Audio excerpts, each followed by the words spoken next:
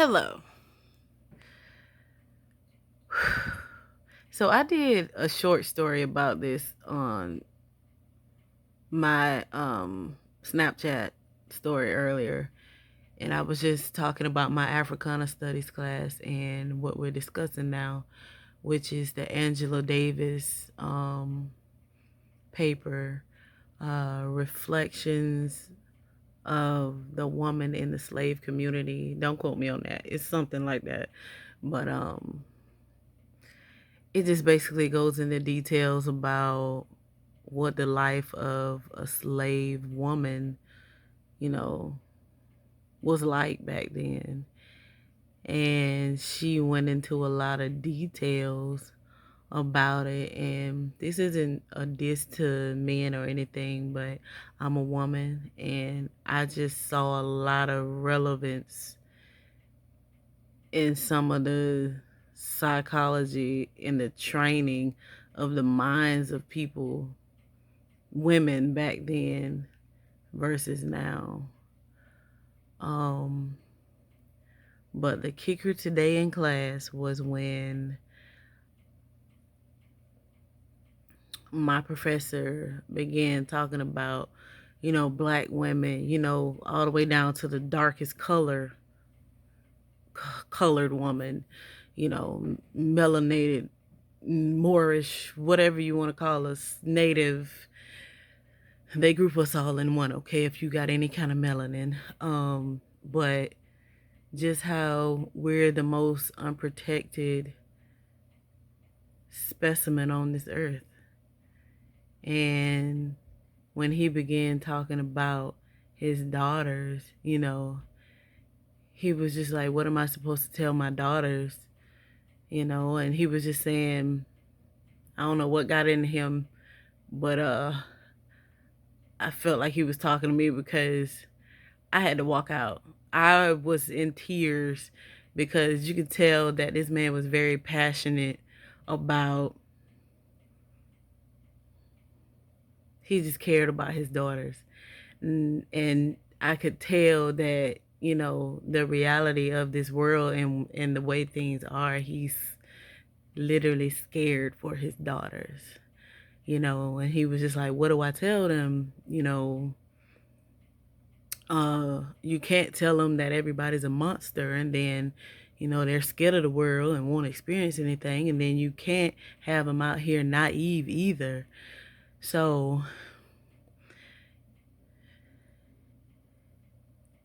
it was just refreshing. And I don't know this man. He could be a monster behind closed doors, but it was just refreshing to see that passion and care from a grown man who's a professor at a college.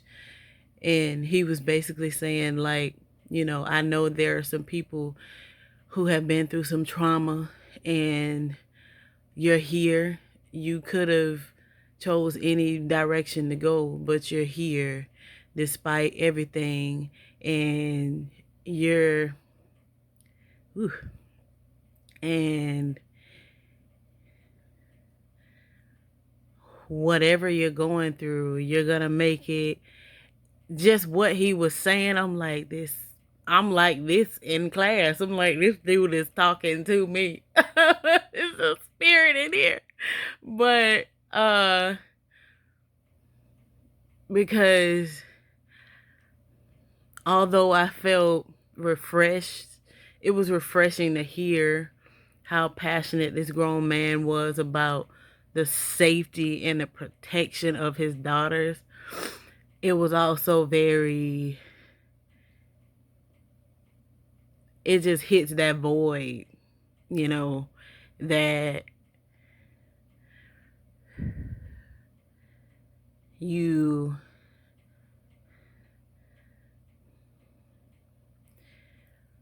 me wanting that embrace from a grown man who wanted to do nothing but protect and love his daughter, cover her, teach her, and guide her. Nothing else. Uh, And at the end of that class, all I wanted was an embrace from that man, you know. And, people love to say, just pray, God, and, all this stuff. Yes, always, truly, God loves us unconditional. But I gotta be real. It's nothing like that embrace from a father that's not polluted and sick in the head. And just today it was just of the rap songs he was showing, just how degrading and just it was just a reality check. Because if you don't grow up with that, you pretty much sent out here in this world to the wolves. And hold on. And even if you meet nice people or have like nice male friends, you don't trust anybody. Because you've seen so much how a guy can start off as this nice person, just embracing you and making you feel like you're the most beautiful thing in the world, just to take something from you and treat you like shit.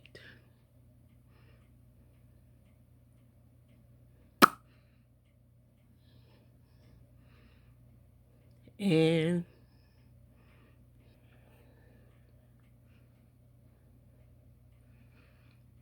it was just a lot, because just your insides are just screaming, when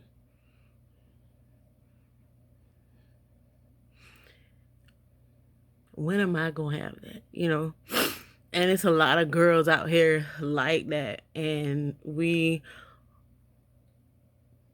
you don't protect your daughters in that way, you really you set her up to be thrown to the wolves. I mean, even when you know better, this is why I put myself in therapy. Even when you know better, that little girl is just yearning for that love and that embrace of a man. You're yearning for that so much. You will literally do anything for it, even when you know this is so stupid. And I wanted to break that cycle, which is why I got help, because I don't want to repeat that cycle, and I want to show my kids something different. I want to show my nieces something different, because this stuff is not normal. Some of the things I grew up seeing are not normal. And some of the things we're exposed to are just not normal. And I just chose to take accountability for my life and my decisions and heal so that I can break this cycle. But I feel like I got all off subject, but that was the main thing in class today. That was just really, I mean, I had to walk out, and there were a few women, it's just heartbreaking, to just read about what these women went through and how they had to think and be, and the things they had to do to survive. And this whole being strong thing with Black women, when I hear that, I just want to scream, because I am tired of being strong. But the thing I have to remember is not to be weary in well-doing. But I would be lying if I said I was not tired. Because it's not easy being set apart, being chosen, choosing not to. I've just accepted that I can't do carnal things. I can't do what the rest of the world does, because I'm not fulfilled.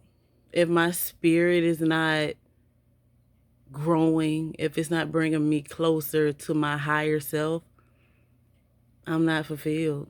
And a lot of this worldly stuff is temporary. And I have just accepted that that's not for me. And for that reason, I'll wait and I'll be patient. And I'll heal my daddy wound so I won't keep falling into the same trap. But anyway, I'm just ready for us to heal each other and stop running from each other, stop being afraid of each other. Um, and heal, but we have to first heal ourselves. And I'm just ready to be the change I want to see. So, time to heal, folks.